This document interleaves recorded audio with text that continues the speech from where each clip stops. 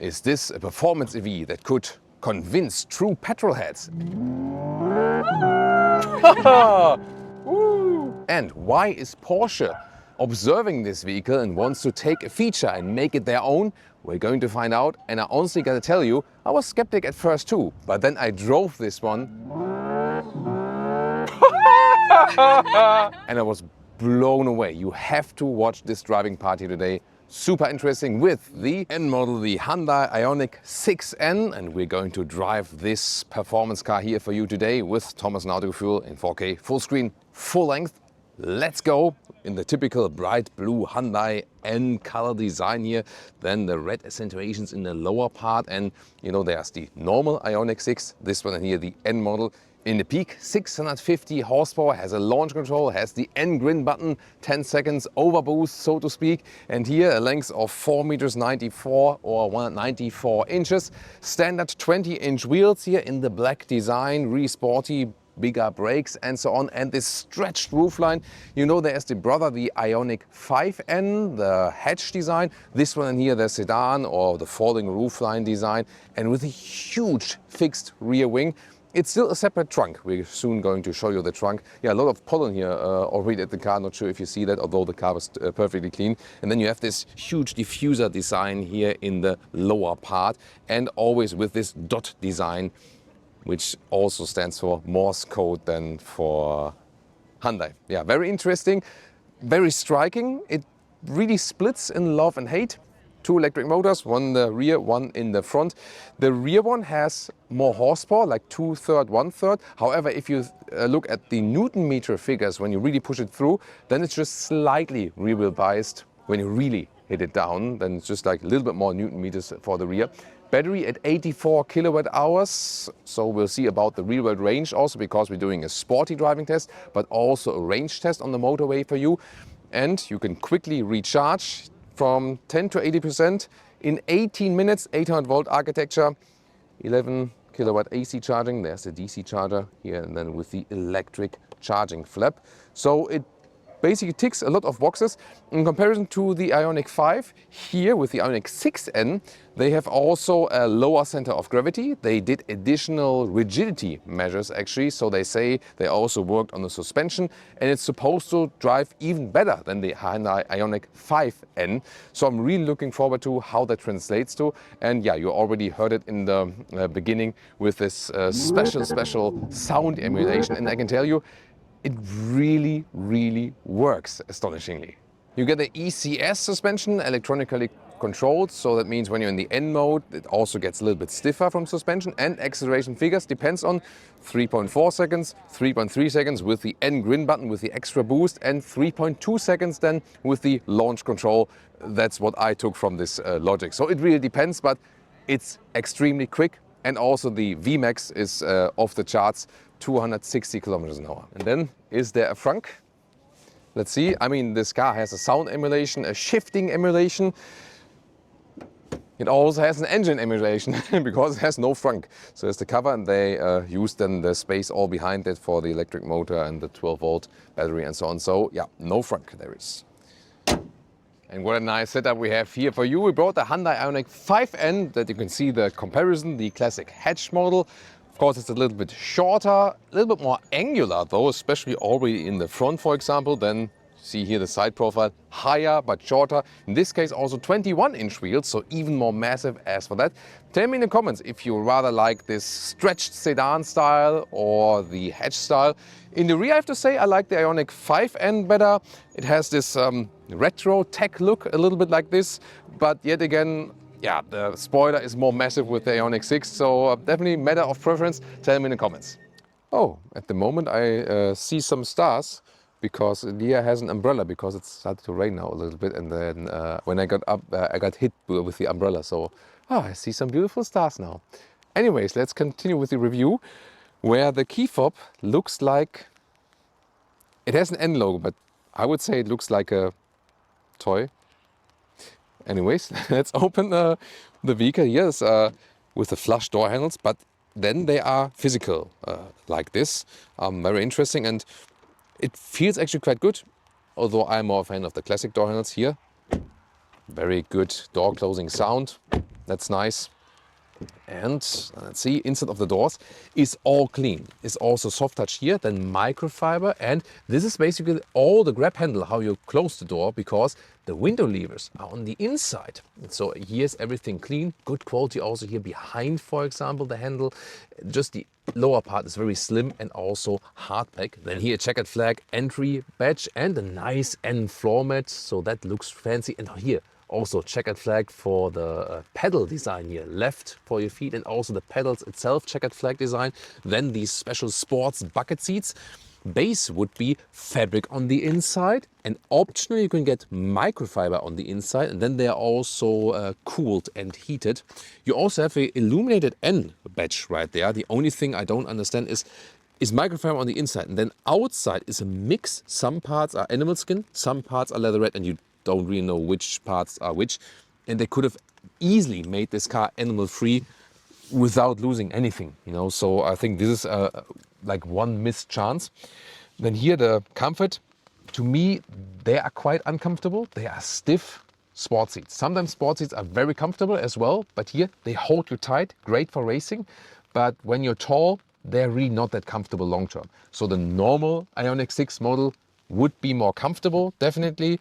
But this one here then, you know, to keep you tight, you know, they're also not that low for bucket seats. They're actually relatively high, I would say, in comparison. Could be worse. The microfiber material, this one is really nice, and the rest of the build quality is really awesome. And there are a lot of fun things to come now. And by the way, another fun thing is when you shut down the vehicle, wait for it. Yeah, like a rock star, yo. And the headroom here with 1A9, 6'2", still enough headroom left, and well, it's a beautiful covering from the inside. You could also get a panoramic roof for this one, but Hyundai N does not recommend it because of the weight and so on, you know. Welcome here to the cockpit of the Hyundai Ioniq 6N, and very impressive. Of course, the most obvious thing is this steering wheel here with a lot of controls, real buttons, for example, left side cruise control, also to control the digital instruments. Then drive mode selector for the normal driving modes is here. So here I can set the normal driving modes, normal, eco, sport, and so on. Then on the other side, the NGB, the N grin button. So I press this one while driving, and then I have 10 seconds of extra boost to really get this 650 horsepower out of this vehicle. Of course, you should only make it in a safe environment, or maybe like when it always is free on the Autobahn or maybe on the racetrack and so on. So be careful with that, definitely. And then I have two N buttons. So left side, there's the N driving mode, stiffer suspension, everything set to sport. And then here I can set the second N button, this one here, for example, to, you already hear it, the sound emulation, and also the manual shifting, which is a software emulation as well. So now I can hear then. Do you hear that from the rear? I think we can hear that on camera, right? Maybe I can, here also, I'll put the microphone now in the direction to the rear, and you maybe just, yeah, I'll take it slowly to Leah, and now.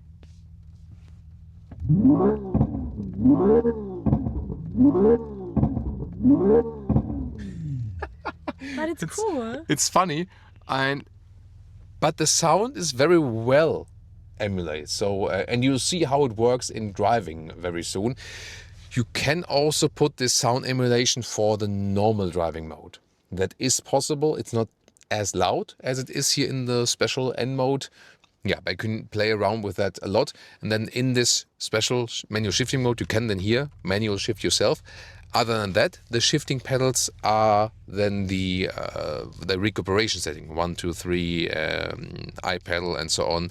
This is possible. And then here, this is then for the like putting in the gear, actually the D, N and reverse. And you can see here, when I sit here, for me is a problem, you know, with the knees. So if you're taller and sit more backward, then it's not a problem. If you're not as tall as me, maybe not so, but especially for my size here, I'm really close with my knee here to the gear selector. And also because I don't want to put the steering wheel, could be higher, could be, you know, like more, there we go, more in and out, so that's possible actually, but that it doesn't annoy me, I would need to put it too high for driving. So for me it is a problem, but it doesn't mean it's a problem for everyone. Nice that we also have here the bright, like that, I guess, baby blue mark here for the 12 o'clock position. That's pretty cool. There's also a nicely visible head-up display, for example. Wiper selection here with a separate lever, and then 2 times 12.3 inch instruments, and also here the infotainment. I feel they have also made the infotainment a little bit quicker now. And then here, the controls for the vents, for example, good quality. The dashboard here is not that soft, but it's still nicely structured. Then we have this decor element right there. The glove box here is not that small, actually goes quite deep in there. Then we have a button here for the tunes, some hotkeys right there for the volume jog. However, the climate unit itself, that is all digital here, and for the fan speed, it's easily reachable, although I would have preferred it manually. 2 USB-C chargers, even 100 watt. Inductive charging pad is not ventilated though, so the phone does heat there. I love the separate buttons here for seat heating and seat cooling. So this is easy to reach, classic control. Window levers here are on the inside each. And, he was surprised now. But that keeps the door clean then, so to speak. And then here, cup holders are also in this 2-dot design, adaptive. Underneath this console here, there's also still space. I also took an extra shot of that. So you can also put stuff in there. Microfiber cover here.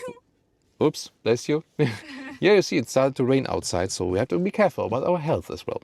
Then here, microfiber is nice, but it could be a little bit softer for the elbow. And then underneath there is also more space. So overall, a very attractive cockpit. They have also very good build quality. I like that. And yeah, especially the steering wheel looks really impressive, and it looks maybe a little bit overload at first, but the real buttons really help. And then you know, like, okay, which button does what, and then you can, easily fine tune that. And looking again closely to the digital instruments, you can also see how they change according. For example, here in the normal driving mode, this looks, not that spectacular, but then when you're in the N mode, it switches to this view and it looks kind of combustion engine-alike. And then in the manual shifting mode, it looks then like this, and then you can once again tune up.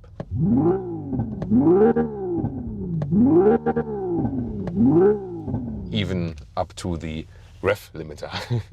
This is, by the way, when you put the seat all the way backward, and Leah has a lot of space there in the front, when only the front passenger seat is occupied. Actually, she found also here in the front, in the sun blind, is nicely covered with the soft microfiber, so it's also good build quality here. And there, look at that, ta-da! You can also extend that. So they also thought of that.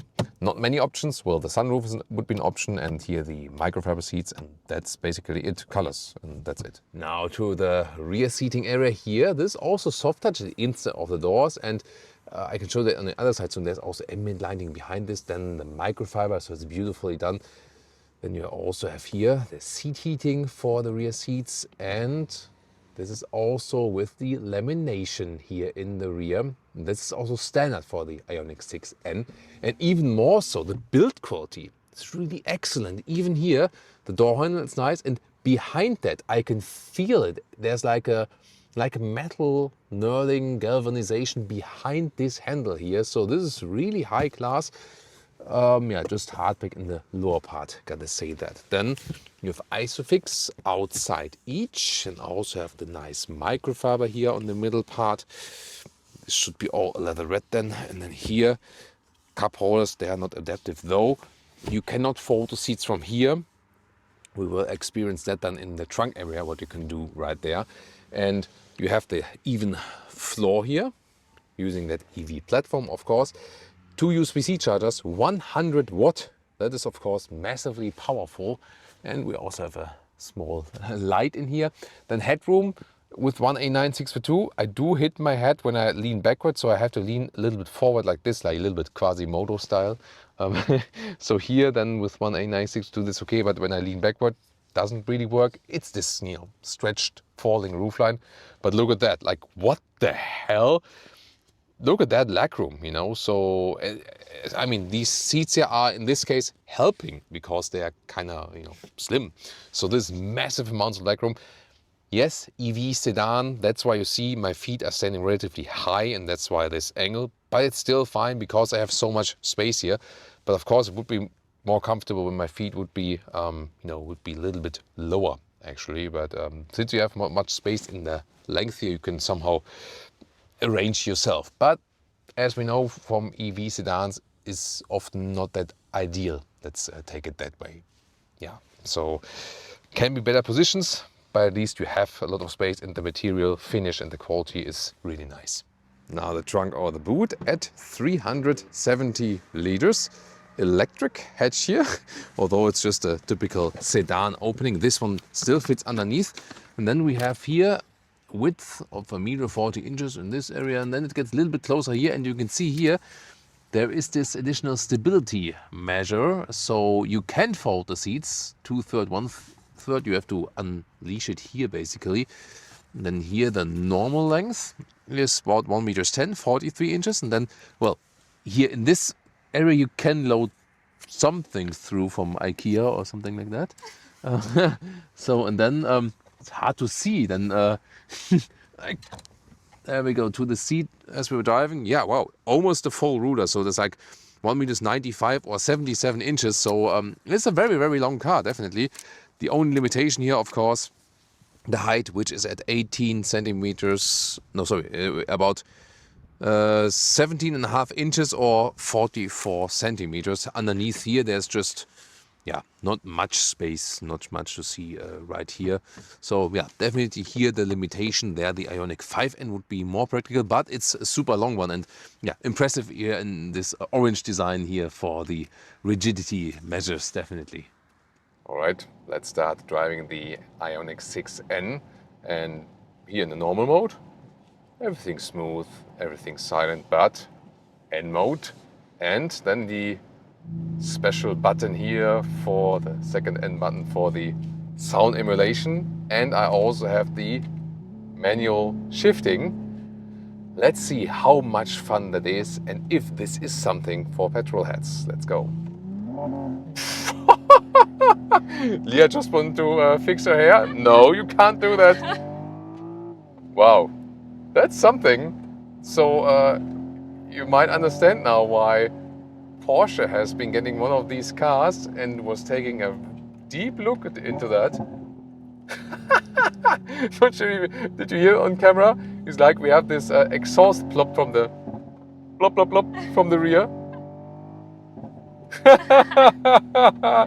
This is crazy. This is crazy. I mean, it's really so well done. Here, shifting down, and it's actually a lot of fun. So honestly, suspension here, the ECS and the N mode is also set in a stiff note. That really feels like driving a petrol car. I can't believe that. Even as a passenger. It's crazy. Yeah. It's crazy. And I mean, today we have some rain. Obviously, you see it on the outside. And for testing, that's actually a good thing because you can really, feel what the car is doing. Also with that all-wheel drive, for example. And in the N mode, you also have to be careful because it is then an ESC Sport. And it's a little bit slippery, so you can't actually exaggerate that. But it lets you move the car a little bit more. Wow! And when you shift, you really get a boost basically in the boop. That's crazy. And now you understand why Porsche was getting one of these vehicles and really examining it, and why Porsche will also bring their own adaptation of this technology in the Taycan very soon, because it's really, really well done. It is all done by software, but it has been done so well. Can't believe that, really.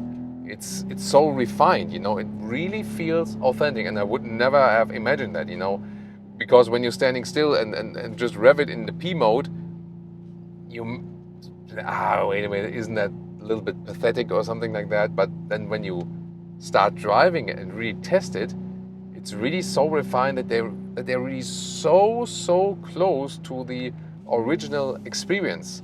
Of course, not with manual shifting. It's like when you have an automatic one. But then, you know.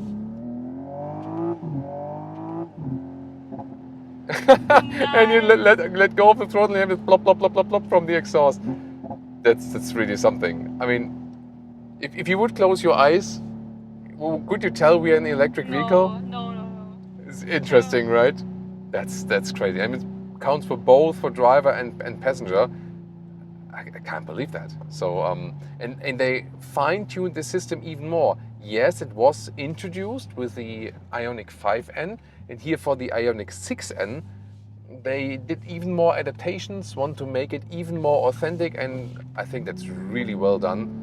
And you can have a lot of fun, you know. So maybe that, when you say like, hey, I'm missing that a little bit with EVs, there you have it, you know. It is actually possible.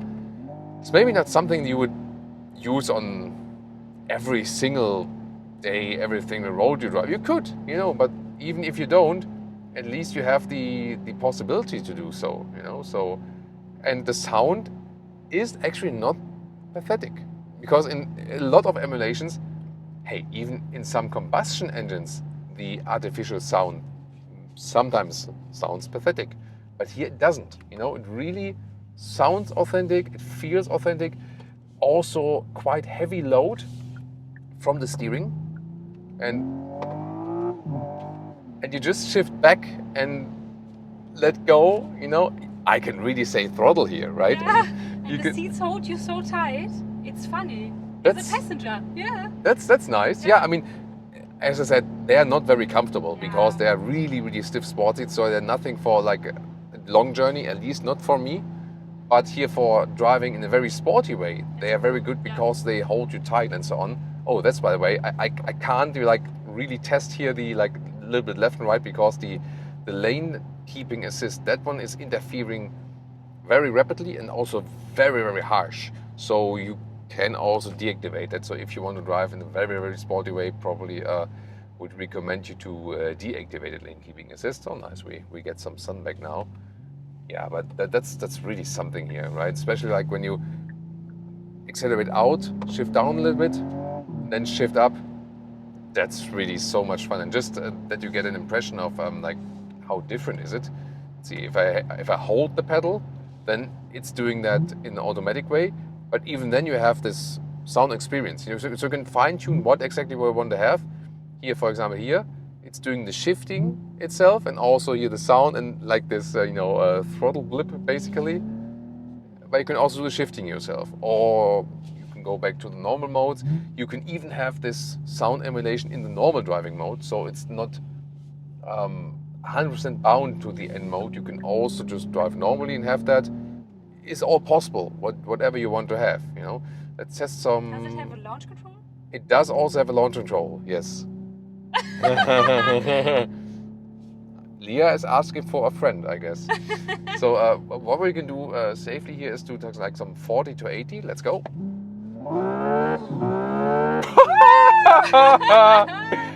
Yeah, that one unleashes. But it's nice because it's shifting. So it's not so bad for the passenger. Crazy. So much fun. Can't believe really. that. Can't cool. believe that. Yeah. Well, I mean, it is. Maybe we need that. That's our fun car, maybe. Yeah. I mean, it is loose, but it's also fun, and that's the thing. You know, you're still in control here with the EC Sport. Of course, again, I do not recommend doing anything of that. What I do here when it's a little bit wet, should be very careful with that. But I think they have found a very nice mix, and that's really like when you really pin it down, it unleashes like one more step of this sound emulation. Yeah, it's crazy, and yes, somehow due to the sound emulation and also how the car is acting, it really feels more natural. It feels more combustion engine world alike. Yeah, so it's extreme, but not that extreme because it's shifting. Yeah, I mean, especially because as a driver, you know what you're doing with your foot. You know, I hear the sound, so it's a little bit, Yeah, especially for passengers, it's really helpful to actually get a sense of experience, like what is that guy doing at the steering wheel and with the throttle and so on, and you have then the sense, okay, that's what's happening, and this is helping the passengers a lot actually. Here the suspension, by the way, is very stiff, especially when you have set it to the N mode, but you feel that it's a good stiff suspension. So it's not, I mean, some suspensions are just super rough and that's it, but this one is sporty and good, you feel that. And you can also go back, for example, to the normal driving modes, have eco, normal and sport, and you can also go back here. Whoa. Silence. You can do that at any time. And then the suspension here is also a little bit softer, more forgiving. That's better than for, you know, long-term driving and so on. Such a difference, right? That's just crazy. That's crazy. And that's also what I say about, like, the suspension is sporty, but it's good, you know, and it's not just stiff and rough. So you feel you have also the 20-inch wheels mounted here, yeah, but even here in the very normal mode, you can drive it very well. And it's it is a sporty ride, but it's at the same time also a very smooth ride. And that's what I love about this car, because we were discussing about pricing and that it's half the price in comparison to a Taycan GTS. But then, of course, the Porsche has options, and this one is full spec, and you don't need any options, maybe one or two options, and that's it. But to a base Taycan, there's only like 20-30K, but then, hey, come on, a well-spec Taycan, and even the base one, then the difference is again maybe 50-60K or something. So, but it's still an expensive vehicle, but it feels very refined, not only from the build quality, what we told you earlier. Yes, we would wish they also offered like a totally animal-free version. Would have been no issue actually at all, because it's just some minor parts here.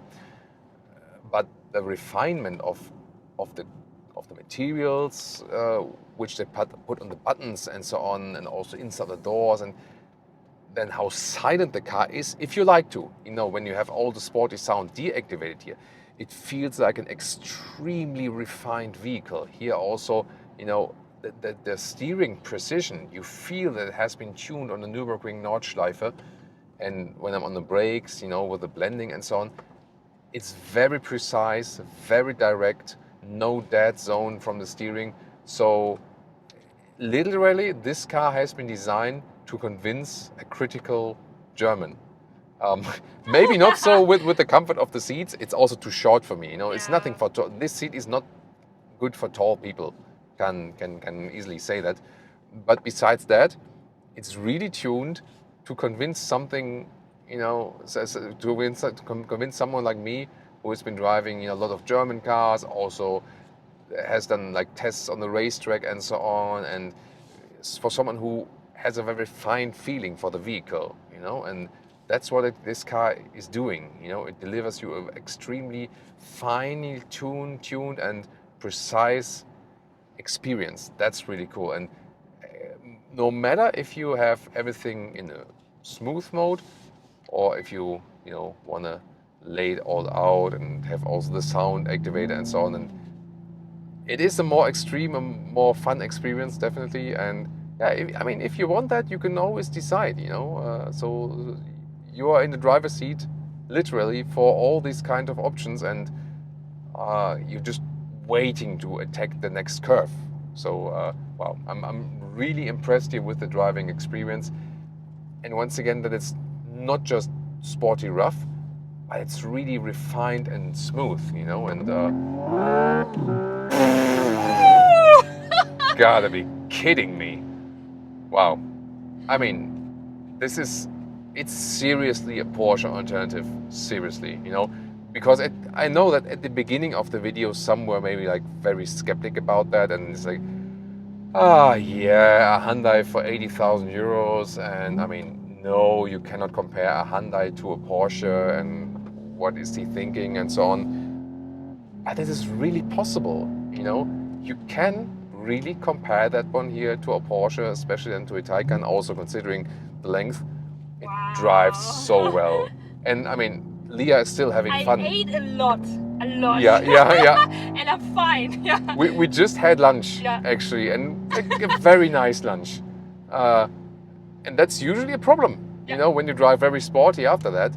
But Leah is still having fun, and this is the ultimate passenger princess stamp for driving in a fun, sporty way and still enjoying it and still having fun. This is really awesome. So, wow, what a pleasant, sporty, fun experience here.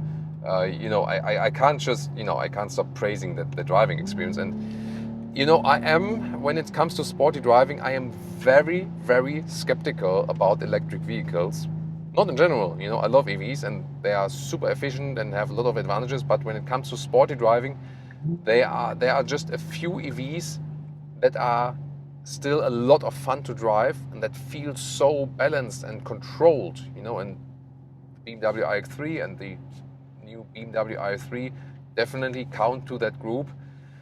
And this one here definitely as well. So one of the very rare EVs out there which you can drive so sporty in such a fun way, passenger have fun, not like getting sick and so on. And also as a driver, you forget this, you know, it's so heavy and so on, you know, because a lot of EVs is to drive it sporty. It's like, you know, it's great in performance, but it's not so much fun because it's just too heavy. But here, this is also a heavy vehicle, but you don't feel that because it's so refined, the suspension is so well tuned. I can go on driving for miles and miles. Yeah, besides my lower back starting you heard because the seats are really stiff. And motorway. Woo! That was 60 to 100 kilometers an hour. Pretty cool, right? So yeah, it's also a motorway racer, so to speak. Pretty cool. And here at 100 kilometers an hour, 60 miles an hour, it's also extremely stable and silent if you want, because we have the dual insulation, like the lamination in the windows, both front and the rear. And although it's a little bit rainy outside still, it's really very silent. Gotta say that. That's pretty cool. That's pretty cool. So that, you know, is a good long-term feature. As I said earlier, of course, the sport seats are not the most comfortable one as for that long-term aspect, but the rest of the comfort here, especially when you go back to the normal driving modes, you can even drive it in eco mode, for example.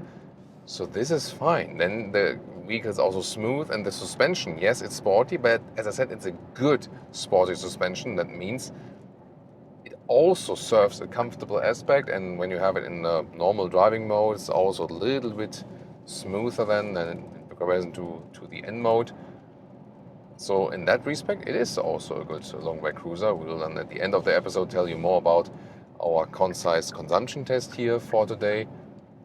But feels really, really refined here on the motorway. And that's also speaking for the car. Definitely super smooth and silent if you like, but also very loud and extreme if you want so on demand. So some light. Yeah. Now I can tell like this nightmare horror story. I will kill you.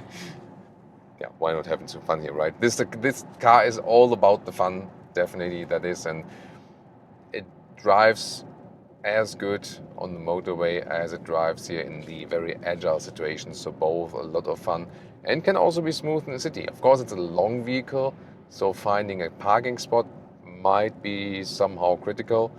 That's maybe the only thing. They also say, by the way, in comparison to the Ioniq 5, they have tuned this car even further. It has a lower center of gravity, it's a little bit stiffer.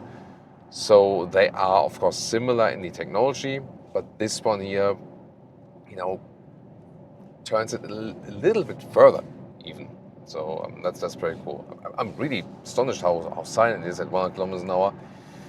And at some point, of course, we should take it also on the German Autobahn and test it even more so when we are at really, really high speeds than at home. That would be a lot of fun as well.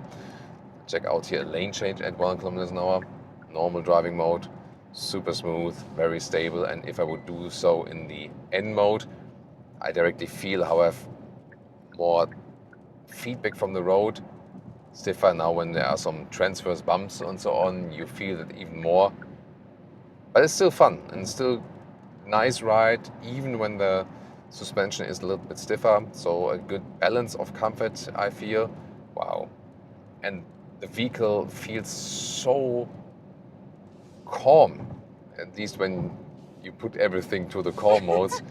Yeah, it can actually do both. And what do I mean by that? When the vehicle is stiff from the rigidity of the chassis, it brings this sportiness and calmness and confidence. So this vehicle here gives you a lot of confidence. That's pretty cool feeling here.